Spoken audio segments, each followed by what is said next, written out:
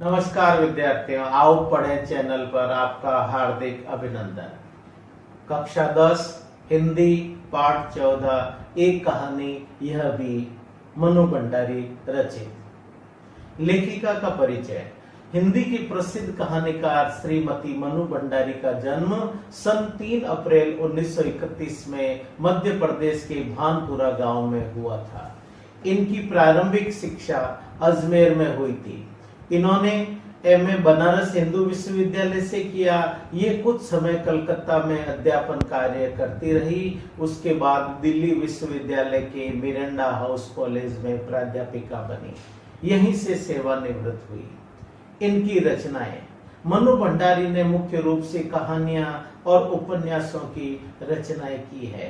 कहानी संग्रह मैं हार गई, एक प्लेट सैलाब, यही सच है तथा त्रिशंकु। उपन्यास आपका बंटी व महाभोज। भाषा शैली मनु भंडारी की कहानियां सामाजिक तत्वों से ओतप्रोत है। उनकी कहानियों में नारी जीवन की विडंबना तथा उनके दर्द का मार्मिक चित्रण हुआ है। चूंकि वे एक नारी है, अतः वे बड़ी सहजता से नारी हृदय तक पहुंच गई। उसी कारण उन्हें कहानी लेखन में विशेष सफलता मिली। एक कहानी यह भी मनु भंडारी की आत्मकथा का वर्णन है। कॉलेज के दिनों में किस प्रकार देश के लिए किए जा रहे आजादी के प्रयासों में उन्होंने योगदान दिया, इसका बड़ा सुंदर वर्णन इस अध्याय में किया गया है। इनकी भाषा में तत्सम, देशज और विदेशी शब्दों का प्रचुर मात्रा में प्रयोग किया है। अब इस एक कहानी यह भी पाठ का सार। एक कहानी यह भी मनु भंडारी की आत्मकथा का अंश नहीं है, अपितु उनके लेखकीय जीवन से जुड़े व्यक्तियों तथा घटनाओं से संबंधित आत्मकथ्य है। उसमें उनके किशोर जीवन से जुड़ी घटनाओं के साथ उनके पिता तथा कॉलेज की प्राध्यापिका शीला अग्रवाल का व्यक्तित्व उभर कर सामने आता है। आगे चलकर उनके लेखिका बनने में इनकी महत्वपूर्ण भूमिका रही। मध्य प्रदेश के मंदसौर जिले के भानपुरा नामक गांव में जन्मी लेखिका की यादें अजमेर के ब्रह्मपुरी मोहल्ले से आरंभ होती है। इंदौर में बड़ा आर्थिक झटका झेलकर उनके पिता अजमेर में आकर के बस गए थे। लेखिका के पिता कांग्रेस के नेता थे।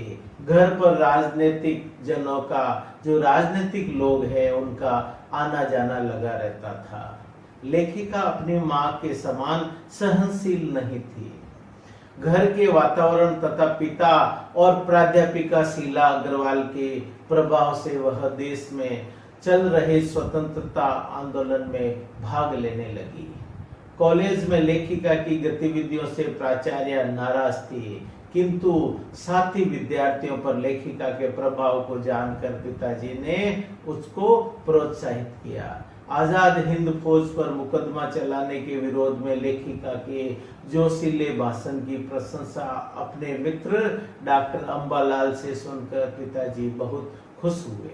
लेखिका के पिता ढुलमुल स्वभाव के व्यक्ति थे। लेखिका की गतिविधियों पर कभी वो गर्व करते और कभी उससे नाराज होते थे। लेखिका जो भी कार्य करती, अगर कोई सामने वाला शिकायत के रूप में लेके आता तो लेखिका के पिता है नाराज हो जाते, और वो अगर गर्वित होकर के उसकी चर्चा करते तो वो खुश हो जाते थे। यह बात लेखिका को पसंद नहीं थी।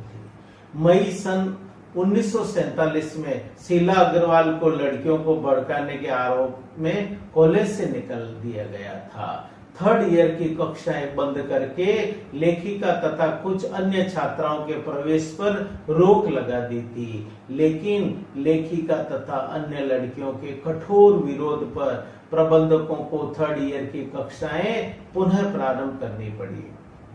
लेखिका की यह बड़ी जीत थी, परंतु उसी समय 15 अगस्त 1947 को देश आजाद हो गया। यह उससे भी ज्यादा बड़ी जीत थी, जिसकी खुशी में लेखिका अपने छोटे जीत की खुशी भी भूल गई थी। एक कहानी यह भी अध्याय इस रूप में पूर्ण होता है। मन्नू भंडारी ने अपने बचपन से लेकर के उनका साहित्यिक जीवन के अंदर जो प्रवेश हुआ है, यहाँ तक के हर एक प्रसंग को इन्होंने इस अध्याय में वर्णित किया है।